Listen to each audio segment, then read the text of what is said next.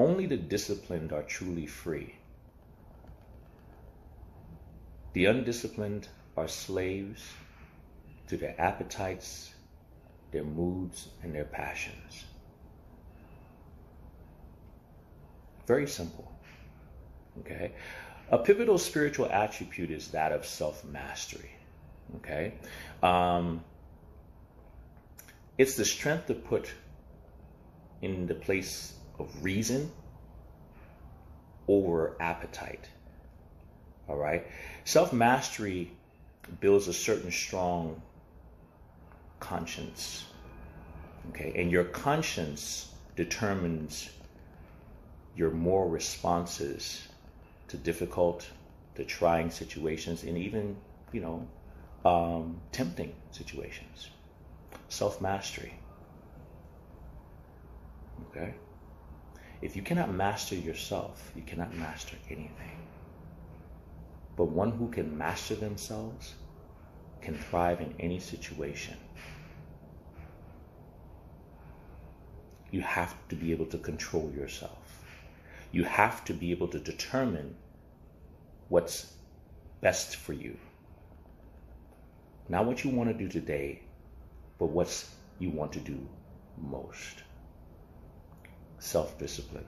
Self-discipline is actually the strongest form of self-love. It's literally the capacity to say no to yourself. We see that all the time with parents and children. At least that's how it used to be these days. Some parents just let their children do whatever they want to do in the name of love. That's not love. All right? When you have a child, let's say your child wants to eat candy, but they haven't eaten their dinner yet. And it's very important for them to build the habit of eating their dinner first, right? So they can get good nourishment. And although you run the risk of that child being upset at you, it's not like you don't have the candy, you have it available. You say, no, there will be no candy. You will eat your dinner and you will eat all of it. That child may not be happy, but you understand that the reason why you're making those decisions is rooted in love. And sometimes love, discipline, is painful. It's unpleasant. It's not what you want to do, but it's actually what you must do if you truly do love yourself, that child. You must have the capacity to say no. Self-love. Everybody loves to talk about self-love, but self-love is the root of discipline.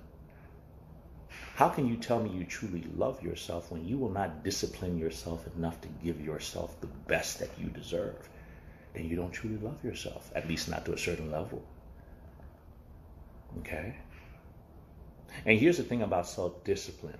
Self-respect is a fruit of self-discipline. The more your self-discipline grows, guess what? The fruit that it bears is a certain level of self-respect. Self-respect grows when you have done that and you have mastered yourself and you continue to master yourself and you continue to be able to be in control of yourself in certain situations. You have a certain level of respect for yourself. I always tell people the reason why a lot of people don't or can't, or I shouldn't say can't, but haven't practiced with consistency a certain level of self-discipline is because there's a certain lack of respect and there's a certain lack of love. I know it sounds harsh, okay? I know it sounds harsh, but sometimes the truth is harsh. And the good news about it is this: you can change that. You see, all the things about self-discipline, it's not so much about the physical, it's about the mental. It's about flipping that switch. And every single time you're faced with that situation, you're faced with those difficult times, those tempting situations, the trying situations, your level of self-love steps in and says, no, I know I want to do this, but is this what I should be doing? Because what I really want most is to get off these medications. What I really want most is save enough money so I can build this business. What I really want most is to be able to hold myself to a higher standard. And so, although I want to do this now, I will say no. self-discipline, self-love, self-respect. They're all intertwined. And the more you practice them, the more each one grows. And the discipline, once again, are the only ones that are truly free. Once you realize that you're disciplined, once you can actually have a certain level of discipline to yourself, you realize how unlimited you truly are.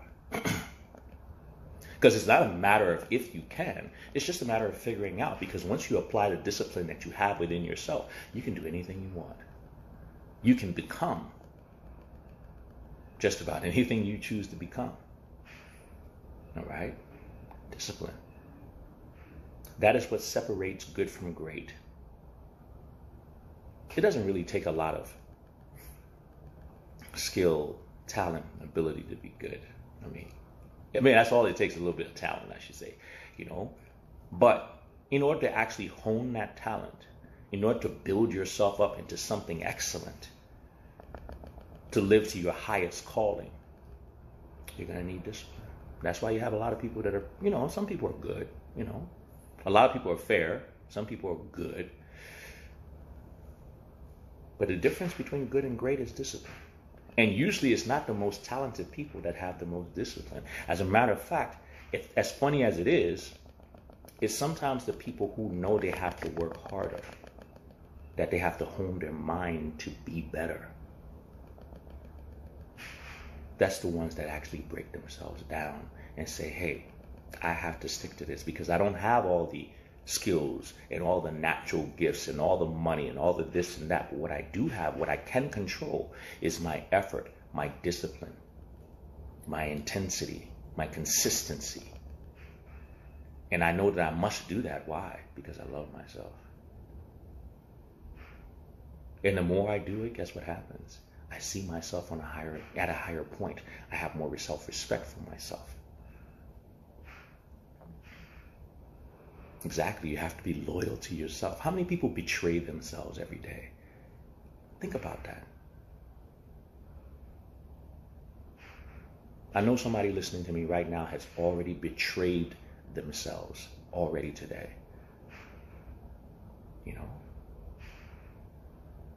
You know that you were not supposed to eat that. You were not supposed to do that. But what did you do? You did it anyway. Why? You tell me why. Was it really love? Was it? Or was it a combination of the lack of love and respect? Did you give in to one of your moods, your appetites, or your passions? An undisciplined person is very easy to manipulate. All right? An undisciplined person, all you got to do is get them upset, and guess what? You can move them around however you want. Because the sad thing about it is that at any point in time, someone is mastering you. You want to be the one who has the most mastery over yourself. Because if you don't have the capacity to master yourself, guess what? The TV commercials, the social media, all these things are people and situations trying to master you. Because the greatest thing is when you can master someone, right? Which is what all these companies do, the McDonald's, all the food companies, all the alcohol companies, all the vacation companies, all the clothing companies. They master you. They know what they have to show you. They show you this, they show you this, and they keep peppering you with it, right? And when you don't have a certain level of mastery over yourself, guess what you do? You give in. Think about how many people walk around being told what to do and don't even realize it. Being told what to do, being told how to feel, being told what decisions to make on a daily basis, even though those decisions are not what's best for them. How many people do that on a daily basis? Every single day, people are telling you what to do. And some people actually believe they're doing it on their own. You're not. Especially if you're not picking what you need to be doing most. Especially if you're not picking making choices for your best self, your highest calling. All right? What does it boil down to? You're not the one in control. Wouldn't you like to be the one in control of your own life? You can start today. Ask yourself, what do I want most? And make a list of all the things that you do on a daily basis, right, that are contrary to what someone would want most.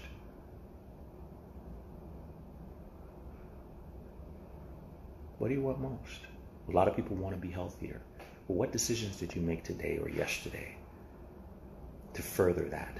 And how many decisions did you make that are contradictory, counterintuitive, counterproductive to that very goal? Hold yourself accountable. Ask yourself, why did you do that?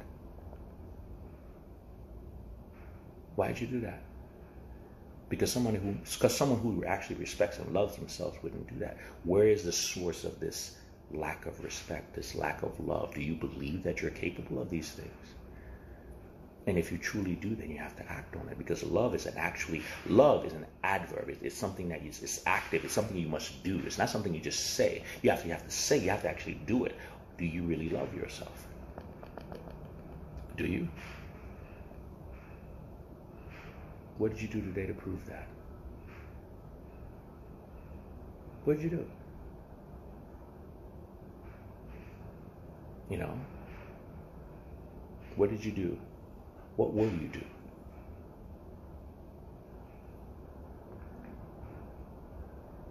Master yourself, people. Okay? Master yourself. Because the world out here is steadily trying to master you. And someone's winning. And I can tell you, for most people, it's not you. It's a very freeing feeling when you have mastered yourself. And don't get me wrong, the act of self-mastery is ongoing. Okay? You never get to a point where I've totally mastered myself, but you have better control over yourself. And the more you do it, the more it grows. I can even tell you with me, right? I have way more mastery of myself than I did 5 years ago. All right? But do I have more to improve on? Absolutely. I work on it every single day. Which is why I take these moments and I restrict myself. I say, okay, you know what?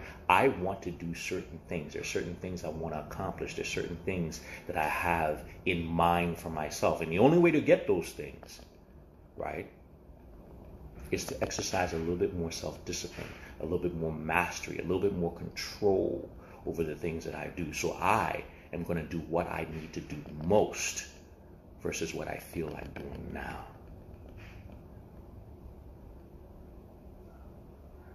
And that's how you get it done. All right. Panama Princess says, I just got back on my Peloton yesterday. There you go. It's going to take you getting on your Peloton. It's going to take you, eating properly. It's going to take you saying, okay, you know what? I know this is not good for me. All right. And yeah, you know what? I enjoy it from time to time. But you know what? What do I want most? I want to be in my best shape of my life most.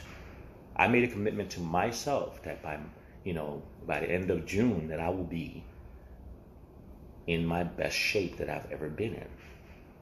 Well, in order to do that, I have to keep my promises, and I have to hold myself accountable, and I have to do certain things. That is a promise that I made myself. And now I'm sharing that promise with you guys. So now guess what? You guys can hold me accountable. Ask me anytime you want. Are you still holding true to the game? Have you slipped? Okay.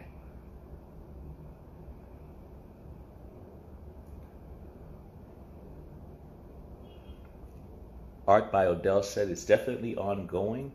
I have more to improve on, but I'm better than I was last year. And you know what? That is fantastic. Because that's the only person that you're truly in competition with. It's unfair to actually compete with anyone else. Okay? You're in competition with you. All you have to do is do 1% or be 1% better than you were yesterday. That's all you have to do. 1% better than you were yesterday, and actually go after that 1% or whatever it is. All right. And if you can beat yesterday every single day, you'll be surprised where you be in 30 days, 60 days, 90 days, 1 year. But it's ongoing. We can always find something to improve. All right. And you're right. Yes, I put it out there for accountability. I want for people to be able to see, and the people who are watching, I want for you guys to be able to see a visible difference, especially in even 30 days. You will see a visible difference. Okay? Why? Because that's what I want for myself. Because I believe I can do that. I deserve that. And what am I really giving up? What am I really giving up? I'm 50-something years old. I've had a lot of bread. I don't need to have that bread, all right? Even if it's occasionally, I don't need to do it. 90 days will not kill me, but 90 days will make me better. Why? Because it'll give me a higher level of self-respect, self-regard, self-love, a certain level of fulfillment as well. Because when you set a goal and you hit it, it's not even about the goal, it's about you. All right? It's about you. What does that do to you?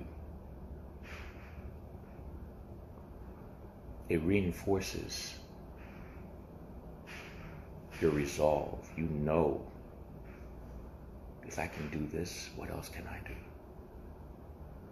It opens up possibilities. It changes your perspective about even yourself. All right?